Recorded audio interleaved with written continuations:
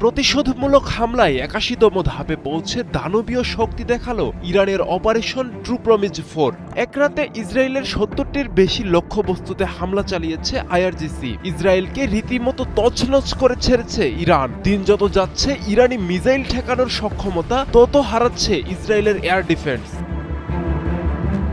Emad, কিয়াম, খুররাম শাহর 4 ও কাদর, এই ৪ ধরনের ক্ষেপণাস্ত্র ব্যবহার হয়েছে সর্বশেষ হামলায়। টার্গেট করা হয়েছে ইসরায়েলের গুরুত্বপূর্ণ শহর হাইফা, ডিমোনা এবং তেল আবিবের আশপাশের এলাকা। এগুলোর মধ্যে ডিমোনা একটি অত্যন্ত সংবেদনশীল অঞ্চল, কারণ এখানে রয়েছে ইসরায়েলের পারমাণবিক স্থাপনা। অন্যদিকে হাইফা দেশটির অন্যতম প্রধান বন্দর ও শিল্পনগরী। এই জায়গাগুলোতে হামলা মানেই সরাসরি কৌশলগত চাপ সৃষ্টি।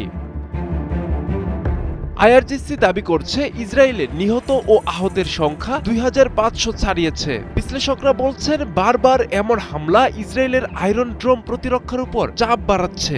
সব ক্ষেপণাস্ত্র ঠেকানো সম্ভব না হওয়ায় কিছু হামলা লক্ষ্যভেদ করছে, যা ইসরায়েলের জন্য বড় চ্যালেঞ্জ। প্রশ্ন উঠছে এই হামলার মধ্য দিয়ে ইরান আসলে কি বার্তা দিচ্ছে। প্রথমত, দীর্ঘমেয়াদী যুদ্ধ চালানোর সক্ষমতা। এখন পর্যন্ত ৭০০টির বেশি ক্ষেপণাস্ত্র ও ৩৬০০ ড্রোন ব্যবহার করেছে আইআরজিসি। দ্বিতীয়ত, প্রিসিশন স্ট্রাইক ক্ষমতা। নির্দিষ্ট শহর ও গুরুত্বপূর্ণ স্থাপনাকে টার্গেট করে হামলা ইঙ্গিত দিচ্ছে উন্নত গাইডেড মিসাইল প্রযুক্তির। তৃতীয়ত, এয়ার ডিফেন্স সক্ষমতা। ইরানের দাবি অনুযায়ী ২০০টিরও বেশি শত্রু বিমান ও ক্রুজ মিসাইল ভূপাতিত করা হয়েছে, যা তাদের প্রতিরক্ষা ব্যবস্থার সক্ষমতার জানান দেয়। চতুর্থত, মনস্তাত্ত্বিক যুদ্ধ।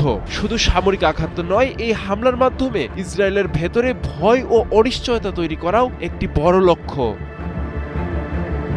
৮১তম দফার এই হামলা শুধু আরেকটি আক্রমণ নয়, এটি একটি শক্তিশালী বার্তা। ইরান দেখাতে চাচ্ছে তারা দীর্ঘ লড়াইয়ে প্রস্তুত এবং কৌশলগতভাবে ইসরায়েলের গুরুত্বপূর্ণ স্থাপনাগুলোতে আঘাত হানতে সক্ষম। অন্যদিকে ইসরায়েলের জন্য এটি একটি কঠিন বাস্তবতা, যেখানে প্রতিরক্ষা ব্যবস্থার সীমাবদ্ধতা, অর্থনৈতিক চাপ এবং জনমনে আতঙ্ক সবকিছু একসাথে চ্যালেঞ্জ তৈরি করছে। মধ্যপ্রাচ্যের এই যুদ্ধ এখন আর শুধু অস্ত্রের লড়াই নয়, এটি শক্তি, প্রযুক্তি আর মানসিক দৃঢ়তার লড়াই। আর সেই লড়াইয়ে প্রতিটি নতুন হামলা বদলে দিচ্ছে পুরো অঞ্চলের শক্তির ভারসাম্য।